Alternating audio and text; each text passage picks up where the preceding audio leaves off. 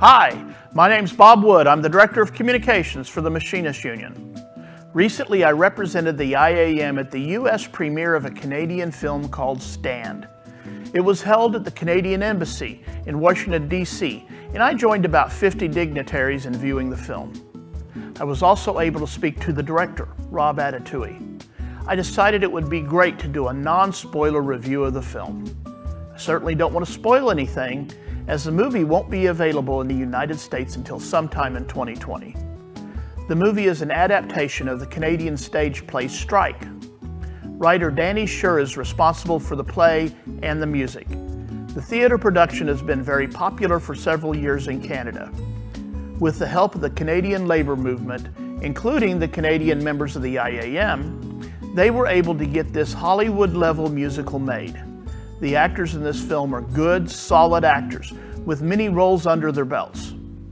We have linked the trailer to the film in the comments, and I suggest that you watch the trailer before moving forward with the review.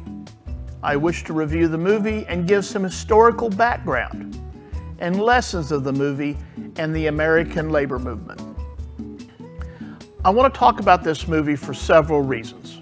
First, it's a solid, well-written, directed, and performed film. It's a drama and a musical. No, that doesn't mean they break out in song on the picket lines. The music is very good and it's done organically. It's not forced, and it serves the story and the drama well. Second, there's so few movies about labor and the struggles of workers and their families, both in history and today. So few people know much about the history of the labor movement, and I think this is an important film that all workers should see. I urge my union brothers and sisters to support the movie, like the movie's Facebook page, and share, share, and share. Talk this up. Let people know about it. Let's work together to get the word out across the labor movement. So, let's get to the movie itself.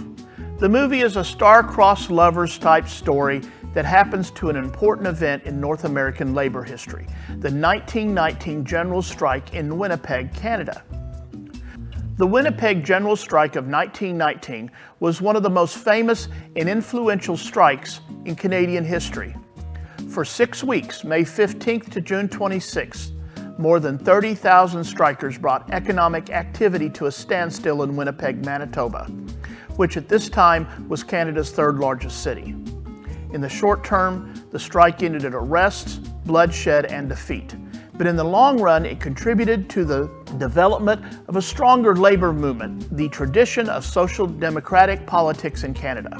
So, we know the ending. Like in the Titanic, the boat sank. But there's still a lot of great story here. Here's a synopsis of the movie from the producers. 1919.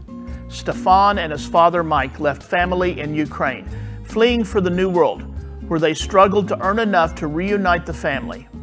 Stefan is instantly smitten with the Jewish suffragette neighbor, Rebecca.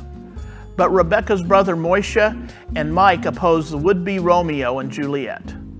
Returned soldiers, angry at the lack of jobs after the war, violently threaten the city's immigrants, including Emma, the refugee from racial strife in Oklahoma.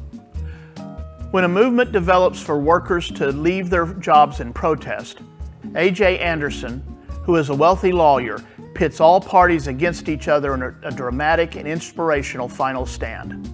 The movie was shot in Winnipeg in 2018, and there are several remarkable historical sites used as backdrops for the drama. The movie opens with Mike Sokolowski and his son Stefan, both Ukrainian immigrants trying to work for the money to gain passage for their family back in the Ukraine.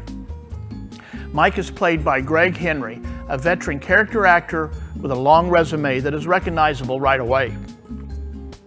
Mike is world-weary, a working man who knows nothing else. He knows as an immigrant, he's treated and paid poorly, but he's resigned to his lot. His son, played by Marshall Williams, is a strong, hard worker. They are just arriving to Winnipeg, getting a shared room in a slum and work at a local factory. Then we meet David and Gabriel, soldiers just arriving home to Winnipeg from World War I, needing to find work.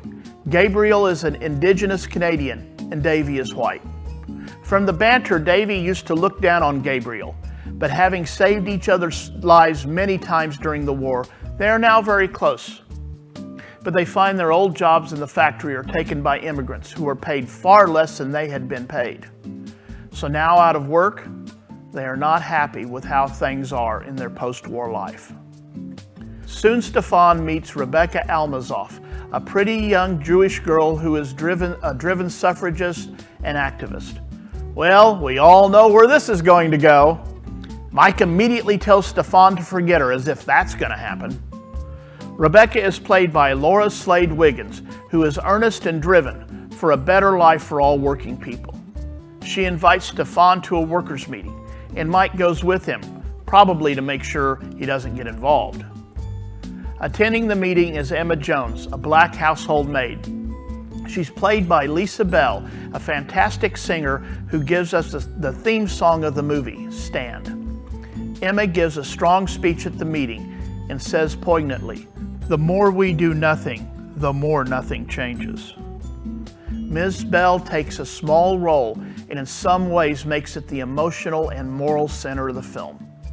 Emma is the maid and server for A.J. Anderson and his wife Susan. A.J. leads the papers and businessmen's response to the strike. He forms the fake Citizens Committee, which is just a front organization of business interests who want to crush the strike. Haley Sales plays Helen Armstrong, an historical figure who is one of the organizers of the strike. She's featured prominently in the film, especially a great back and forth with A.J. as the strike escalates. This is where the movie seems so real to me. As a union communicator, I've been involved in many negotiations and strikes. In the meeting of the workers in the film, you see no one gets along. They have a hard time getting along over the religious and ethnic differences between the Ukraine, Jewish, and black people at the meeting. Tristan Carlucci plays Moishe Almazoff, Rebecca's brother, a dedicated writer who, of course, is also against his sister's relationship with Stefan. Quickly, the strike becomes a reality, and workers across the city go on strike. Historically, 30,000 workers shut the city down.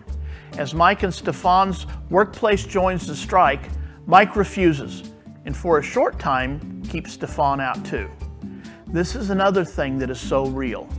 During strikes, companies work to get workers to break the strike, and strikes often cause rifts in families and friendships that are hard to heal. The relationship between Mike and his father and Stefan, his son, are put to the test. In real life, politicians and owners and bosses use every tactic in the book to drive workers apart. Companies manipulate workers using fear, threats, and even bribery to divide workers and to split workers off against their better interest.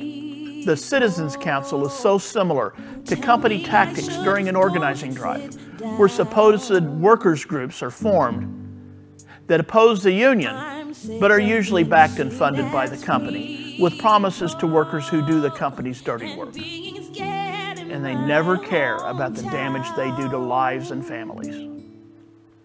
What companies always fear the most is workers standing together, because they know that can bring real change.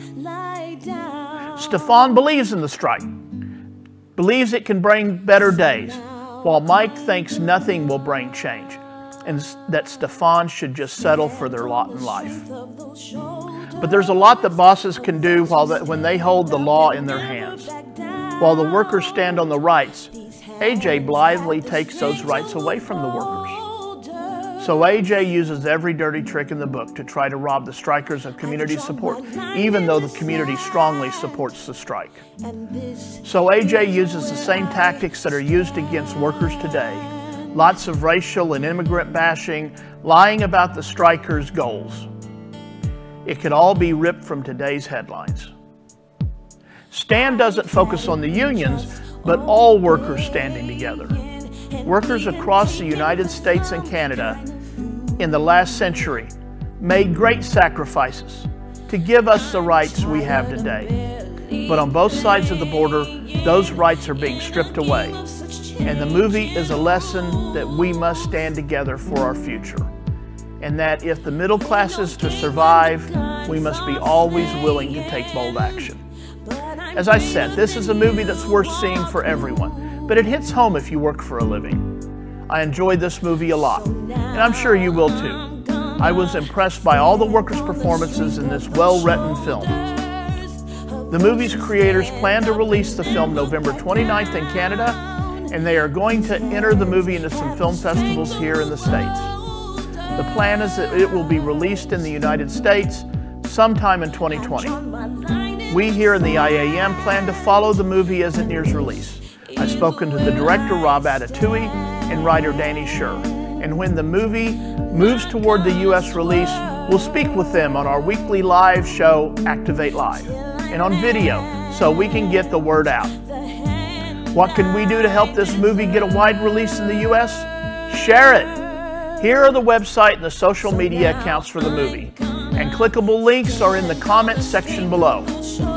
Go, like the movie and comment, and above all, share it as widely as you can. Share it to all the other unions. This goes far beyond the machinists. Let's put our solidarity to use, and let's create a buzz for STAND.